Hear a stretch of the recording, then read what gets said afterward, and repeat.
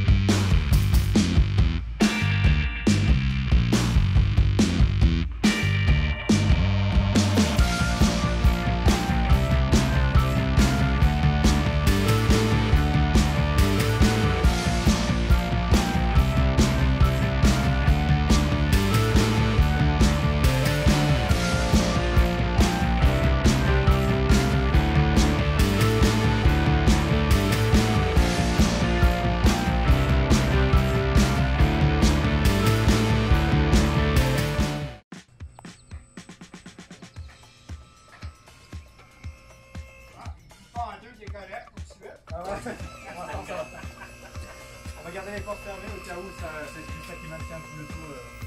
C'est une grosse bourrique, mais c'est assez léger. Oui, c'est décapotable.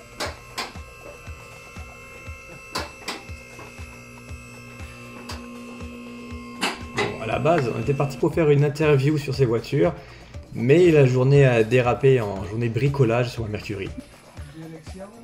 Première étape, on a checké un peu l'état du châssis et du frame de la voiture pour s'assurer qu'elle était plutôt solide et que je partais sur une bonne base. Bon, c'est une plutôt bonne nouvelle, il n'y a pas trop de rouille, à part un endroit, mais ce n'est pas inquiétant. C'est souvent que les grosses valises comme ça... Ah oui. Parce que l'eau s'accumule à l'intérieur. Tu as des drains. Et les drains, là, souvent, ils viennent se boucher à la longue. Puis là, l'eau reste trappée. Ensuite, on a dérivé sur les freins. Puis on s'est rendu compte que mes freins tambour arrière étaient hyper mal réglés et hyper jammés dans la rouille. Ouais, le frein il est bon, la structure est bonne. Quelques petits endroits dans le plancher. C'est pas à la.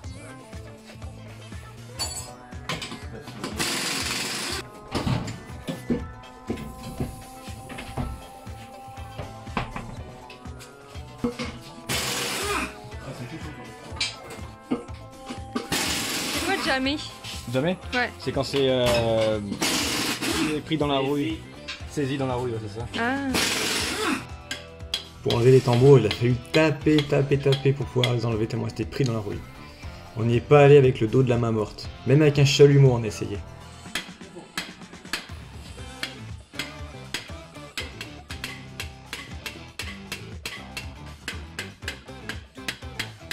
Ça doit faire des années. Ouais, c'est pas Des années que ça n'a pas été débarqué de là.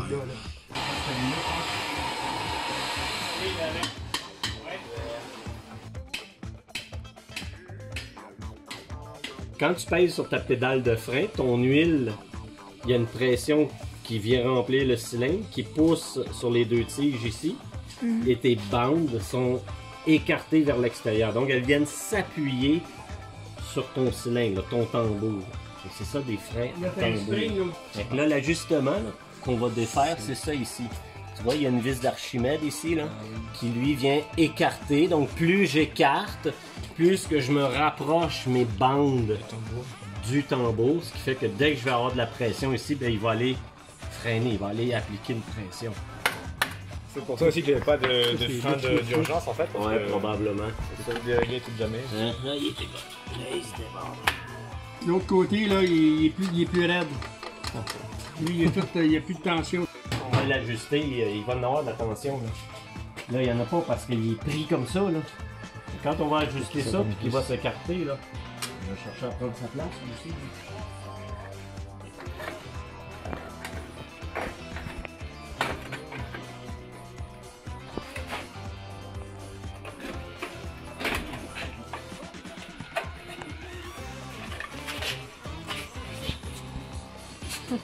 Dans les taux, démonter les trois morceaux.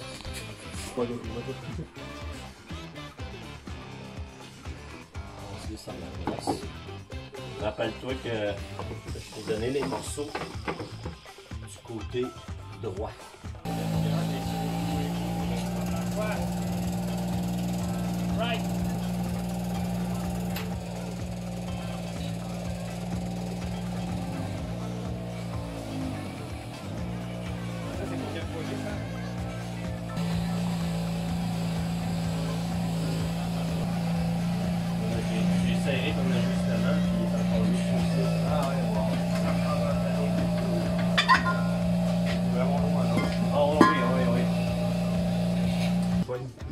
Il y en a On va le laisser lumineux. comme ça. Ouais, waouh, une belle différence quand même.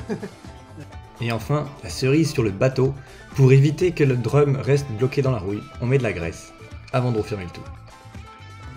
Et maintenant que les freins tambour arrière sont réparés, on va pouvoir enfin régler mon frein de stationnement. Mais d'abord, Un tour de manège. Ouais, c'est ça. Un manège Oh, violet. pas besoin d'aller à la ronde, là.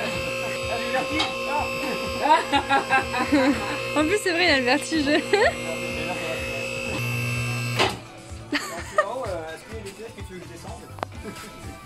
Il va dire, ok, je suis pas à l'aise, là. Trop tard!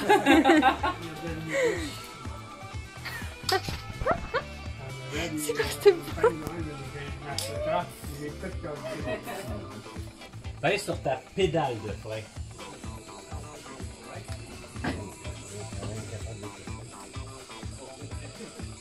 Démarre ta voiture.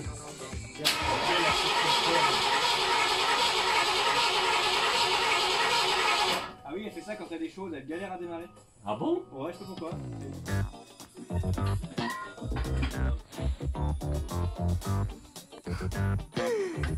peur?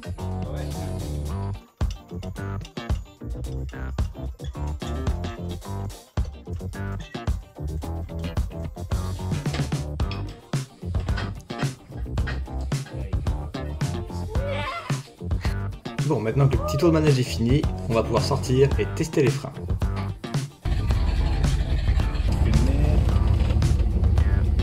Voilà, là ça freine maintenant. Il y a quand même une bonne différence. Enfin, que depuis tout ce temps que je roulais avec la Mercury, donc à peu près un an, je me suis rendu compte que j'avais juste les freins avant qui fonctionnaient. Donc c'est plutôt... Ouais. Il était plutôt temps qu'on fasse un petit check-up de ça, ouais, c'est bien.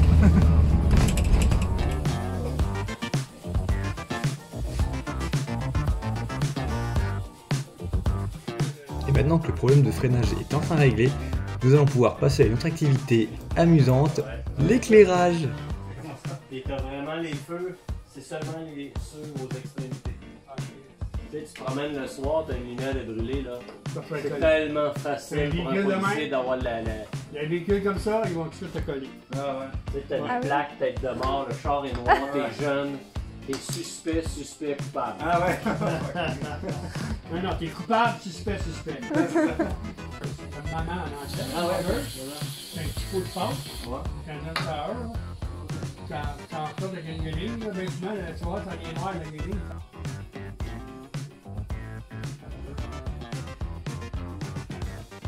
Première encoche, c'est tes coins qui allument. Si tu tires la deuxième encoche, là t'allumes tes phares, puis ça reste allumé. D'accord. Fait qu'ici, t'as deux filaments dans ton ampoule. Ouais. Le petit filament, c'est les phares, Et l'autre c'est le clignotant. puis l'autre, c'est les clignotants. L'intensité est beaucoup plus importante. La même chose sur tes lumières rouges. En arrière. Ouais, quand tu roules avec tes phares, l'intensité Ah oui. est faible. C'est vrai. Fait que c'est le petit filament qui allume. Quand tu pèses sur les freins ou que tu actionnes ton clignotant, ça, c'est le gros filament, la grosse intensité.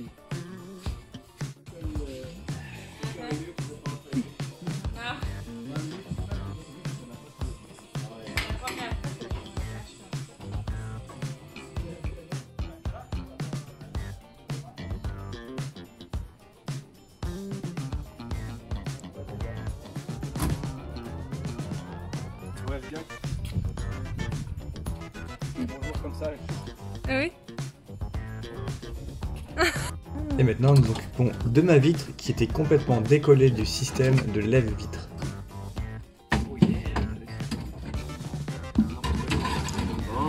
Là, ta vitre, elle devrait plus tenir ici. Est-ce que tu es capable de la retirer ici? Non, non. Ça va prendre un tournevis juste un peu comme ça. Bon, on s'est pas mal rendu compte que malheureusement, avec le temps, elle a été pas mal bricolée par des bricoleurs du dimanche, justement. La porte a été complètement charcutée, des bouts de tôle ont mal été soudés, ça a vraiment été fait salement. Donc on va essayer de l'améliorer comme on peut. Ok, là, tu devrais être capable de la sortir. Bon, là.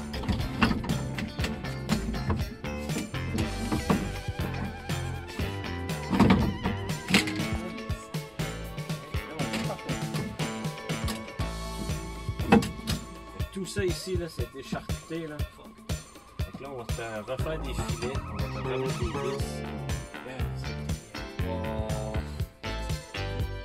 On a vraiment des bonnes vis. Patate à gosse. Patate à gosse.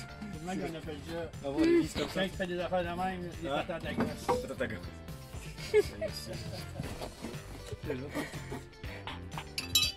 Patente. Ah oui, les patentes. C'est la patente, c'est le français du Québec, Ouais. le français d'Amérique, qui a copié le mot anglais patent. Ah oui. Patent. Un patent, c'est le brevet. Ah oui, ok. Donc, tous les Américains, les Canadiens anglais qui allaient au brevet, faire breveter leur invention, mais c'était patent tel numéro, patent tel numéro.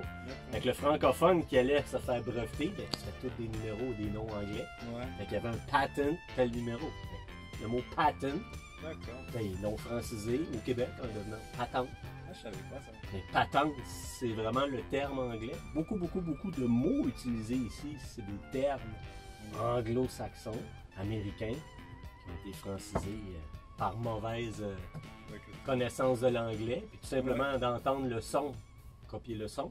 Le bonhomme 7 heures. Tu connais la légende du bonhomme 7 heures? C'est quoi? Quand j'étais enfant, ou plutôt quand mes parents étaient enfants, pour leur faire peur, on disait « Là, c'est l'heure d'aller vous coucher », parce que quand il fait noir, le bonhomme 7 heures passe dans les rues, puis s'il voit des enfants qui ne sont pas au lit, ben, il les mange, il les attaque, il les sermonne. Le croque-mitaine. Le croque-mitaine. Ah, ok. Alors, le bonhomme 7 heures, Bonhomme, c'est ça vient de quoi ça, le bonhomme 7 heures? Ben, il y a une théorie, ça fait partie de la légende, Ouais.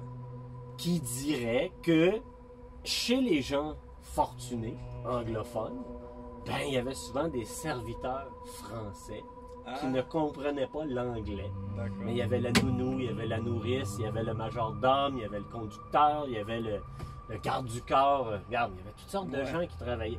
Et parmi ces gens-là, ben, il y en a qui n'avaient aucune idée des termes anglais. D'accord. Fait que des fois, ce qu'il y avait, c'était ce que nous, on appelle le ramancheur. Le bone settler. Le ramancheur. Celui qui, aujourd'hui, on appelle ça un chiropraticien. C'est lui qui vient te craquer le dos. Ah, lui ok. qui vient te replacer, là. Ah oui, d'accord. Fait que le bone settler. Replace, ça ramancheur. D'accord. C'est un terme. Fait que la légende voudrait que le bone settler venait chez le riche propriétaire anglophone pour pratiquer sa médecine. Fait qu'évidemment qu'à 7 heures le soir, le bone settler arrivait, entrait dans la chambre du propriétaire, puis là il faisait les étirements, puis les craquements, puis le propriétaire « Oh! Aïe! Oh! » Fait que c'est sûr que là, ben, le bone settler, le bonhomme setter, le bonhomme setter, c'est celui qui fait mal. Ah ouais, c'est ça qui fait mal. Puis il faut se rapporter à une époque où justement il n'y a pas d'électricité. Ouais. Donc à une certaine époque, ben là il y a quelqu'un qui passe dans les rues, qui allume avec une torche les lanternes. Et c'est ça qui fait la lumière de la ville. Hein, c'est avant l'électricité. Ça fait partie de la grosse légende du bonhomme 7 heures. Explique-moi là, tu fais quoi? En fait, je suis en train de gratter pour enlever le joint qui était un peu partout, là, la vieille colle, pour qu'on puisse après recoller sur une surface bien propre le vitre pour que ça tienne mieux, là, parce que sinon ça va en faire pareil que ce que ça faisait là, c'est-à-dire se décoller et puis plus... Donc c'est à cause de ça que ça tenait pas? Ouais, c'est ça. Ça avait déjà été recollé une première fois, mais ça n'a pas tenu, c'était mal collé. Je pense qu'avec la chaleur aussi, des fois la colle que tu mets, elle devient peut-être molle et après ça tient plus en fait. Sur du verre en même temps, c'est pas évident de tenir. Nous, c'est compliqué parce qu'on est des enquêteurs Oui. On enquête sur ce qui s'est passé sur la dans voiture. les Oui. 50 dernières années. C'est ça. Bien, il s'en est passé des choses enfin. C'est un travail, hein, punaise. Bah ouais, Vous c'est ça que devez j'aime être aussi. payé. T'investis un peu sur ta voiture en même temps. Puis des fois tu découvres des trucs, t'es genre oh ok, enfin qu'avec ce que je viens de découvrir, je sais qu'il s'est passé ça avec la voiture. Puis tu te dis, bah, si j'ai pas aimé ce que j'ai vu, Ouais. tu dis le reste aussi, là, c'est sensiblement la même. Même chose. C'est le même crime d'ailleurs. Des fois tu trouves des bonnes surprises et des fois des mauvaises. Moi la bonne surprise c'est que quand je l'ai acheté, le gars m'a dit ah c'est un 302 qu'il y a dedans. Et moi je savais pas, j'avais pas encore checké vraiment et je connais pas non plus tous les moteurs, j'arrive pas visuellement à voir ce que c'est. J'ai regardé sur internet, j'ai checké un peu les VIN numbers et j'ai réussi à trouver juste ça. L'information moteur c'est un 351. Je fais oh cool, donc c'est un moteur un peu plus gros que le 308 finalement. Cool, que le 302 je veux dire. On va prendre l'exacto. Ouais. Quand tu retires ta moulure, là, tu vois où est-ce que tu as des trous là, ici. Là. Ouais. Okay. On va faire une marque. Comme ça. Juste là, j'en ai. Donc là, on va pouvoir visser ça. Là. Parfait. Ah, c'est ça. Je vais faire des trous ici pour pouvoir mettre des vis ensuite. Pour pouvoir fixer la moulure. Ça arrête de bouger comme ça parce que c'est pas normal. Puis à la longue, ça va abîmer la peinture, même si la peinture n'est pas folle sur cette voiture. Ça reste que. Ce qu'on veut, c'est la restaurer et pas la maganer encore plus.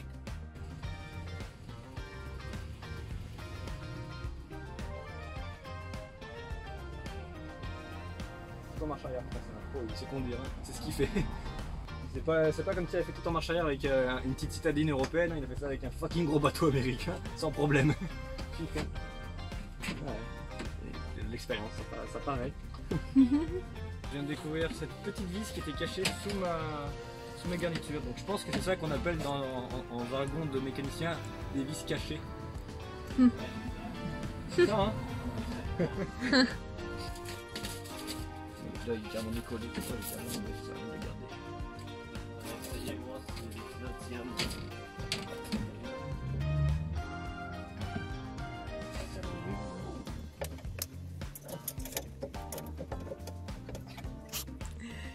Donc là, c'est bien. Oui, c'est très beau comme ça. C'est bien placé là. Tu vois, il y a de la peinture noire sur la vitre, comme quoi elle a été repeinte à une époque. Ouais. Encore une preuve que la peinture noire n'est pas d'origine.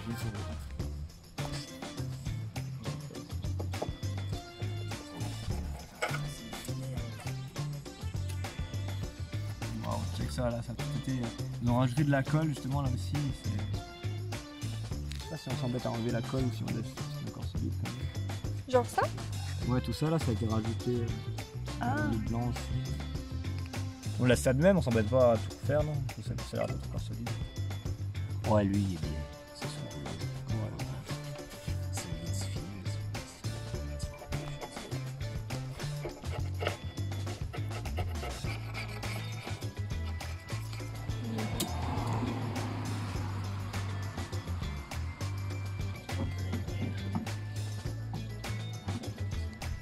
D'abord, on trouve cette section-là. Il faut que je remette le mécanisme ici. Là. Fait que ça, je vais le descendre, là, puis... Et c'est là-dessus que se termine l'épisode 1. Je tiens à remercier énormément JF pour son aide et Michel, parce que sans eux, j'aurais pas fait tout ça. Et sur ce, je vous dis à bientôt.